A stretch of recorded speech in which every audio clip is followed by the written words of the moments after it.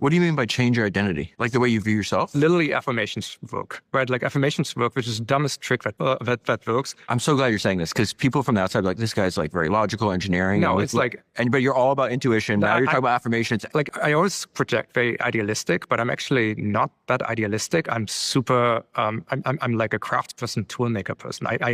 My entire life was making tools. I literally, I Shopify is a tool. I make tools very often for tool makers.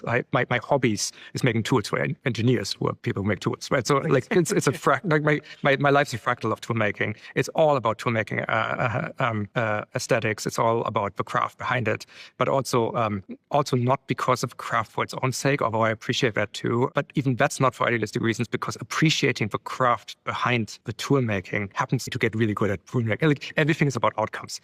What's the affirmation part though? The affirmation that like you are, if you tell yourself or write down 100 times something about yourself, that writes it into the frontal cortex at such a deep level that your brain will start reconciling you to that. It just works.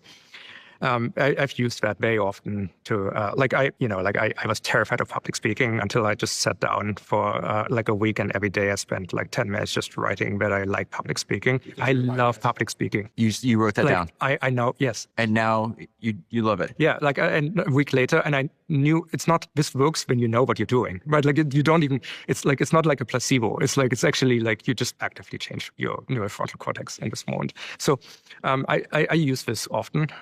I sort of write to myself, message in a bottle, these kind of things. That's all a different topic, but like it's... No. So the point is like What's the topic there? Hold on. You write messages to yourself? Yeah. Affirmations or just... No, it's just like generally when I feel like something is like, hey, there's something I figured out that I really like. I have to write a scheduled message to myself to remember it, because like I need space to repetition on the idea. What's an example of that? I mean, for instance, like you have a company keynote, like kind of thing, like a company get-together summit once a year in Toronto for a week. And so usually I did a keynote there, and like then I write a message in a bottle to myself of what was good about the process, what was bad about the process, what to do next differently, and all the topics are left on cutting board just so like to get a head start. So that's a random example of that. How did you learn this, that you could change identity, that affirmations work, that writing these things to yourself? I think trial and error, but like I think the hints are like everywhere, right? Like affirmations are one of those things that like, there's a reason why society creates rituals, right? Because rituals end up being largely affirmations on repeat, right? So what do you think of visualization? Like, so manifestation, these kind of things, I probably works too. You know what? The funny thing, I think everything works if you just do it. The question is what's effective and quick. It sounded to me before, like I started reading all these biographies, I was like, this is some willy foo-foo nonsense. Yeah. And then you see very smart, analytical, logical, many cases inventors and engineers, and it appears over and over again. Yeah. People didn't know each other. They worked in different industries, different times, lived on different parts of the planet, and they all talk about doing this. And it's parallel construction. They all come to the same conclusions in different words. Yeah. And so, yeah, I personally, I mean, in the self department, I'm extremely taken with a Stoic philosophy. Control what is under your control. Know what is, and then do the best possible job. The job is the thing. Like the whole project in life is just try to become very, very good at something, and ideally cultivate some significant skill, create potentially services, products, and then share them with as many people. Right? Like you do this because that's what you're on planet Earth for, right? Like it's like, do things that matter in the world that are under your control, but also sign yourself up for, like, it's okay to sign yourself up for most interesting places, as long as you remember what your job is within them. So in this way, like I love the current times and I love the technology industry.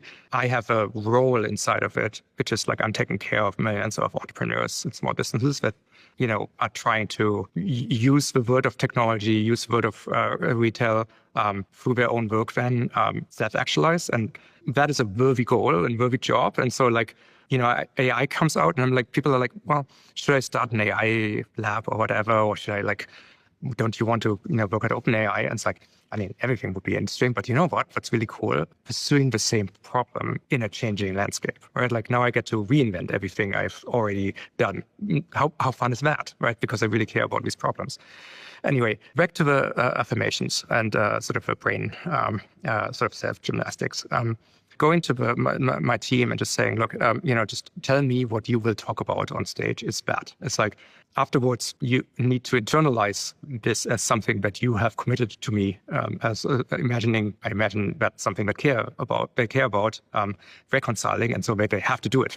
Because otherwise they said something untrue to me, right? And like they don't see themselves as someone who says untrue things, and therefore you can actually make the reconciliation work for your own benefit in this kind of way. It also just means like it emphasizes like difference. Right? Difference is so important. It's so like orthodoxy just really needs to be off the table from the beginning of a project or like from the beginning of decision making. Have you ever studied James Dyson? No. Okay. If I could only recommend one book ever, it's his first autobiography. But he has a crazy line about this. So this is also very common with great entrepreneurs, and you hit on your other talks. Like, well, if you want to, I'm trying to chase excellence, trying to be the best in the world, or make the best tools possible. Like, therefore, that demands difference. That path, that mission I'm on, I can't do it. Literally, it can't be the best if it's the same. Yeah, right. Like, just think about this. Yeah. And so, like Edwin Land, who's Steve Jobs' hero and the founder of Polaroid, he had a personal motto. He says, my personal motto is very personal, and it may not work for you, but he said it is, don't do anything that somebody else can do. He just would not. I'm not making a Me Too product. But the reason I bring up Dyson, because now he owns one of the most valuable privately held companies in the world, right? Yeah. But he's writing that book when the business was fine, but he had one product in like one or two markets. It was doing like 300 million a year of revenue. Not a bad business, but a very small business compared to the size that it compounded to over the next like 4 decades or 3 decades. And he says in that book, even at that time, he's like,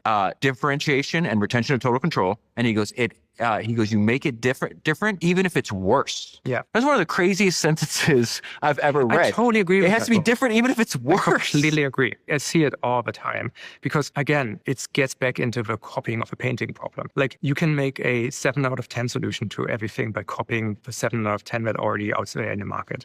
To be pragmatically an excellent way